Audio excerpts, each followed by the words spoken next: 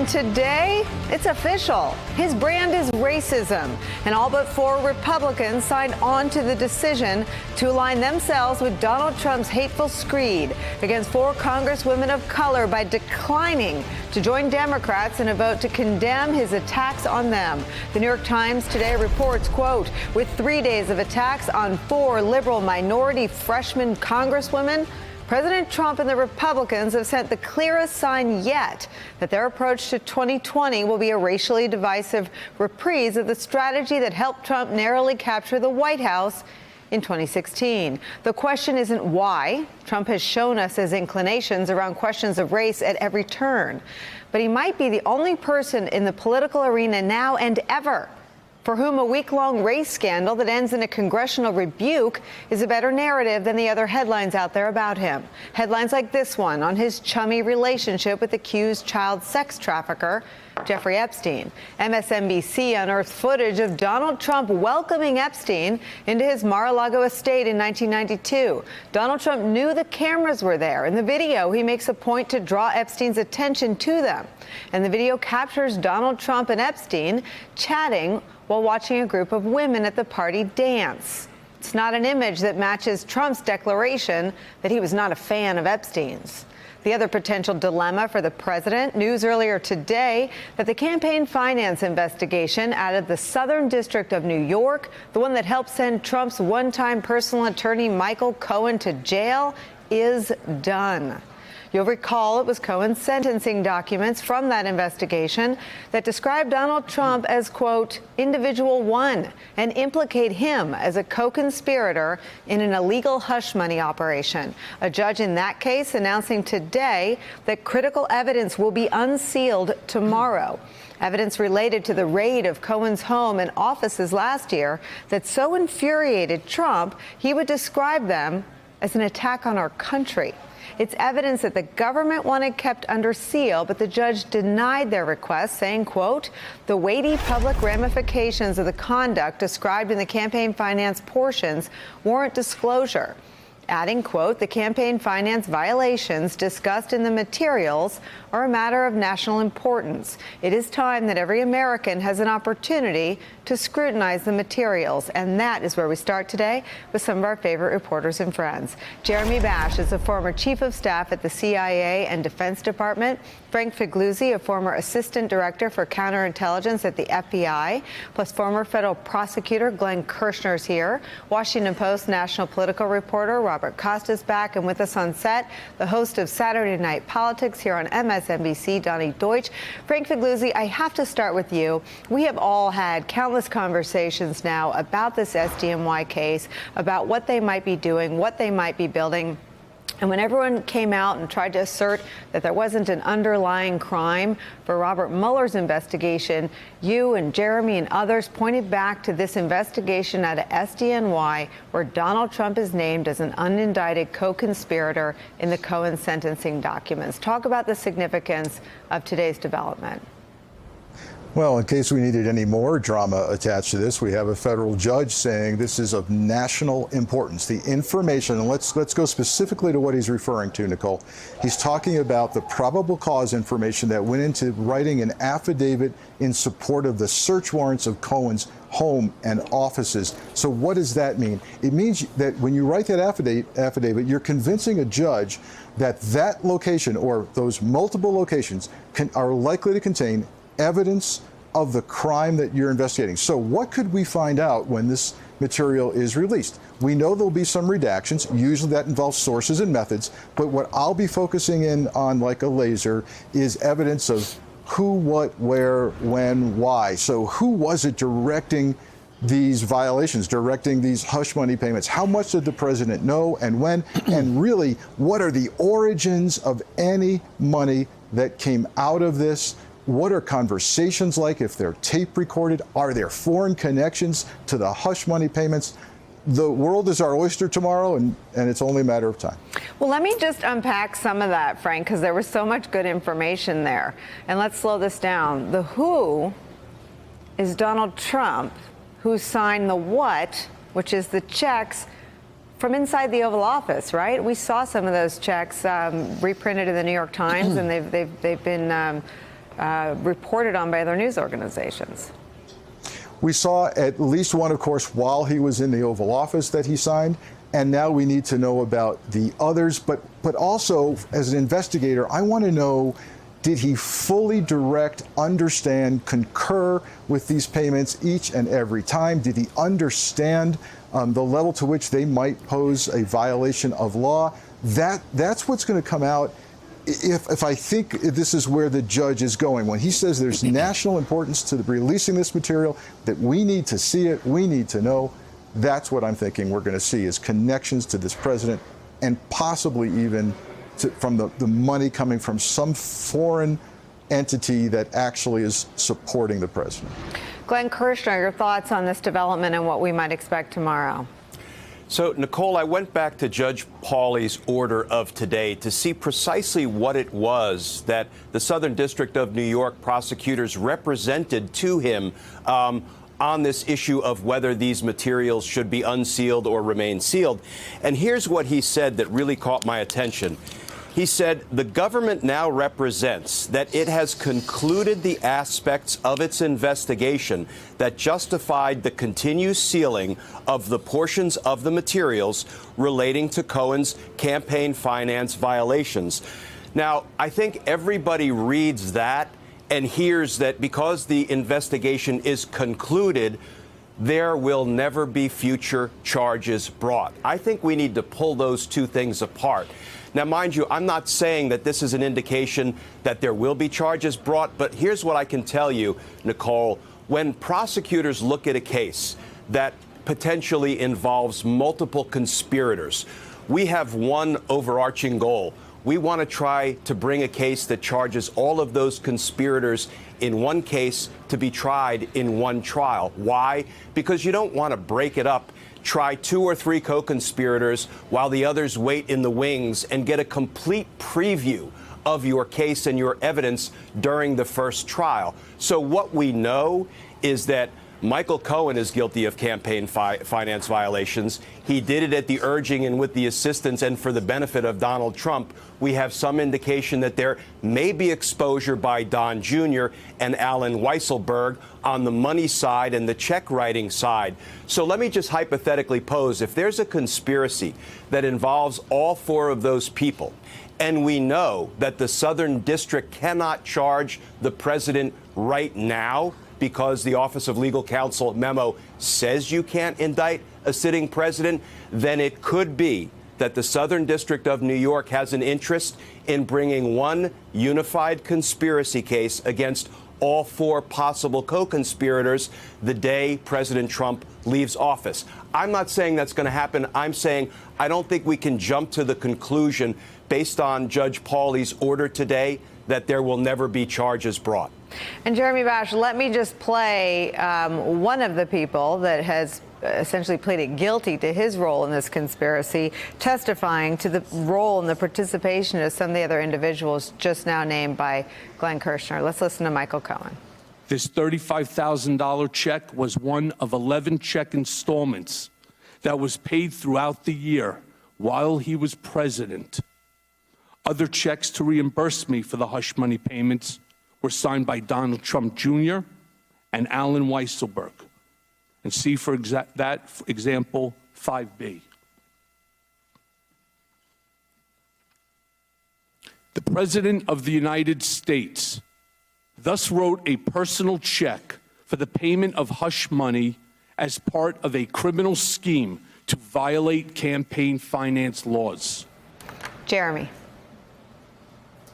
Well, Nicolle, I think what's important here is that when the judge granted the authority of the prosecutors and the federal investigators access to Donald Trump's personal attorney, they had to satisfy themselves that that material would not be protected by the attorney-client privilege. They had to satisfy themselves that that information that was in the custody of Michael Cohen, his place of residence, his office, was so important to get at the underlying criminal case. And clearly the judge satisfied himself in that matter. And now what they're saying is that that aspect, that justification is complete, and now the information can be revealed publicly. I suspect what that likely means is that the initial information that federal investigators and prosecutors put forward was a clear tie between Michael Cohen and the President of the United States. and that bears on the president's legal exposure. It bears on issues that Congress might consider in analyzing high crimes and misdemeanors. It could also potentially mean aspects of whether or not the president could be charged in the future and whether or not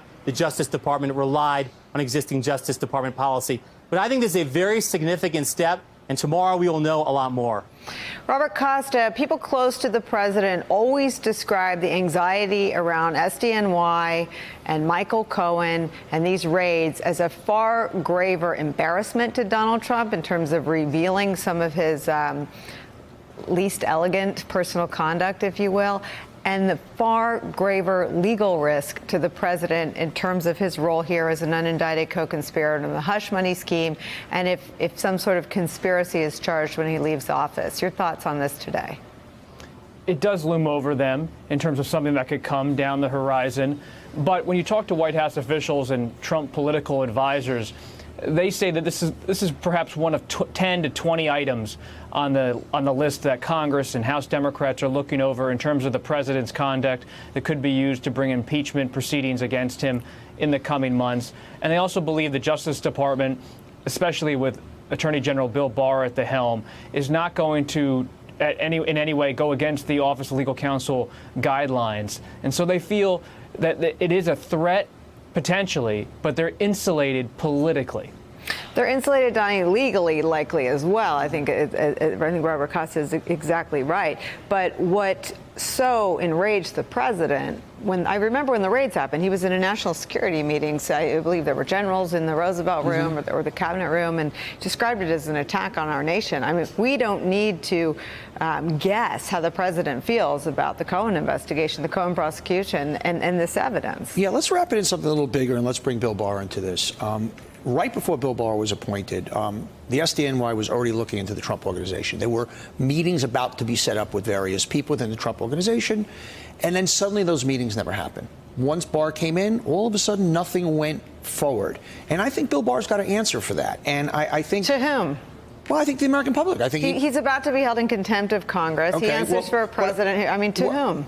That's a great, sad question, isn't it? But the reality is right now, as long as Bill Barr is in that seat, I think it's limited what we can accomplish. Look, my friend is sitting in jail right now for a crime that he committed on the direction and for the benefit of the president, and hopefully one day the president will have to answer for that.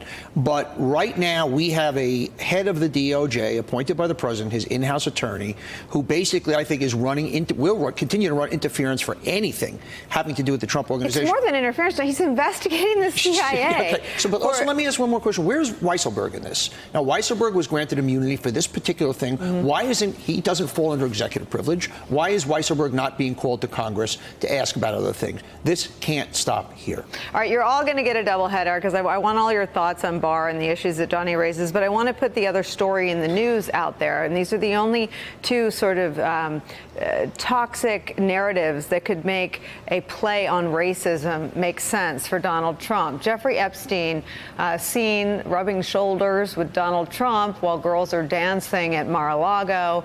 Our colleague Mika Brzezinski narrated some of that. I think we have that. Do we have that? Let's watch. Trump is surrounded by women as music blares in the background. After a while, Trump goes to greet three new guests. Among them, the financier Jeffrey Epstein. More than a decade before his guilty plea on state prostitution charges. Later in the footage, Trump is seen talking to Epstein and another man as women are dancing in front of them. Trump alternates between dancing and pointing out women to Epstein and the other man and telling Epstein about the cameras. Though exactly what they say is difficult to understand as they discuss the women and their appearances, Trump gestures to one and appears to say to Epstein, "Look at her back there. She's hot." And then Trump says something else into Epstein's ear that makes him double over with laughter. Robert Costa, you were the one that stopped me in my tracks when you said on this show, I think about a week ago, that every journalist that covers this White House has to get to the bottom of what Trump's knowledge was of the nature of Epstein's conduct and when he became aware of what is clearly now criminality and real sexual deviance. What do you think when you see that tape? And do you think anyone at the White House is concerned about those images? They are concerned because it's a relationship the president does not want to talk about at all, publicly or privately, whenever he's asked about it in either circumstance. My sources say he dismisses it and says he had a falling out with Epstein and leaves it at that. But the footage reveals that they did have some kind of relationship within the culture of Palm Beach back in 1992 and throughout the mid and early 1990s. There are just so many questions that hang out there about why was Epstein at Mar-a-Lago, what was the extent of the relationship, and as reporters always say, are there other documents? This video tells us a little bit, but what was the extent of this financial relationship that fell apart about a decade ago, according to the president? It's a big reporting target. Everybody is working hard who's a nonpartisan reporter trying to find the facts, but a lot of facts still remain to be uncovered. And Donny, I think that pursuit of the truth, as Bob's colleague Bob Woodward says, the truth emerges. The truth will emerge about the nature of that relationship. I think Bob and all his colleagues, every day from here until 2020, every presser, I don't care what it's about, should say to Mr. Trump, it's not good enough that he said, I broke off my relationship. And by the way, let's remind, this is a man who said, I was friends with him for 15 years. He likes women. He likes young women. I'll put it up. Let's quote him accurately. He said, quote, he's a lot of fun to be with. It's even said that he likes beautiful women as much as I do. And many of them are on the younger side. No doubt about it, Jeffrey enjoys his social life. So even that, I mean, to Bob Costa's point, in 2002, Trump had knowledge that Epstein liked women who were, quote, on the younger side. And here's my question. How many times did you see him? Was it one? Was it 100? Right. Was he at your house? Was he at your house? Have you met any other? Make him lie, because I will tell you one thing right now. As we are sitting here, Mr. Epstein is in a little box somewhere sitting, and Joyce Vance tweeted about this, with the SDNY, and they're saying to him, we want a complete cooperation agreement, which means anybody you know that did anything illegal. There are a lot of powerful men, I think, having sleepless nights right now as a result of Mr. Epstein, and I think Trump is one of them. But the press should force him at everything. Let him get angry. Let him stomp out. Let him do whatever. Keep putting him against the wall on this. Based on that alone, once again, we're not accusing Mr. Trump of everything, but his answer of just, I broke off my friendship with him is not good enough. What was that friendship? Frank Figliuzzi, you agree with that? Oh, yeah. And look, here's why people are sweating the electronic device forensics that are going on right now, coming out of the most recent search of Epstein's house in New York and Palm Beach, are going to be scary. They're going to find evidence, and it might be old, it might be more current, but they'll find evidence that others were involved in the fuller extent to which there were children being exploited, and the president needs to be very concerned about that. And I'd ask your viewers, and any viewer of the video you just played of Trump and Epstein, to ask yourself, with the understanding that appearances count, is this the behavior of somebody on this video that is distant, barely knows this acquaintance, or is it someone who feels quite comfortable interacting with Epstein, joking? You know, when you're seeing video, and I've seen this on surveillances, of people joking together, laughing it up, those are people who know each other and know each other well. Combine it with the quote you put up, that, yeah, he likes him on the young side, and you have to ask yourself, is this president knowledgeable about Epstein's illegal behavior with children? Jeremy Bosch, I want to ask you a culture question, because I think that the culture of Donald Trump's views on women, people say, well, Access Hollywood happened before the election. People knew what they were getting. They knew they were getting someone who believed that if you're famous, women let you do everything. You can grab them in the bleep. But now we know, and as recently as 3 weeks ago, Megan Twohey from the New York Times sat on our set and described a credible rape allegation from E. Jean Carroll in a dressing room at Bergdorf Goodman. I mean, this is a man in Donald Trump who's been credibly accused of sexual harassment, sexual misconduct, and now rape by more than a dozen women. And this is an association with an admitted sexual predator, and now someone who's accused of sex trafficking of minor girls. What does the culture look like, and how do Democrats begin to tell a political story about that? And I think it's connected in important ways to the two other big headlines of the day, Nicolle. Of course, the Southern District of New York prosecution of Michael Cohen and Individual One was fundamentally about hush money payments to women, to pornography stars, to adult film actresses, to cover up the relationship that they had with Donald Trump because he feared that it would hurt his election chances. And those were election law violations. And then second, of course, the way he treats women, members of Congress, elected officials, the way he singles them out for criticism, for racist tweets, for his own brand of white nationalism.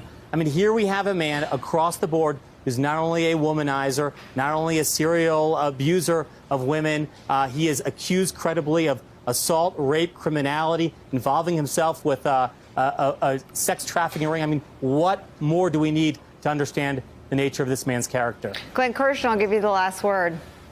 So here is the great unknown when it comes to how the Epstein matter will play out. It's Bill Barr. Epstein has already been the downfall of Secretary of Labor Costa when it was exposed that when he was U.S. attorney, he cut this ugly, unprecedented non-prosecution agreement on behalf of Epstein. It looked like it was drafted by an Epstein public relations flack, for goodness sake. So in the normal prosecutorial world, we would now be looking at the Epstein prosecution being run out of the Southern District of New York and think, okay, they've got the goods. They're going to detain him. They're going to go at him hard. Maybe consider bringing him on as a cooperator so he can expose everybody else who was involved in his ugly, unseemly sex ring. But Bill Barr is over the top of and has command and control over the Southern District of New York. And that injects so much uncertainty and so much potentially nefarious conduct that the whole thing becomes sort of a great unknown. Hey there, I'm Chris Hayes from MSNBC. Thanks for watching MSNBC on YouTube. If you want to keep up to date with the videos we're putting out, you can click subscribe just below me or click over on this list to see lots of other great videos.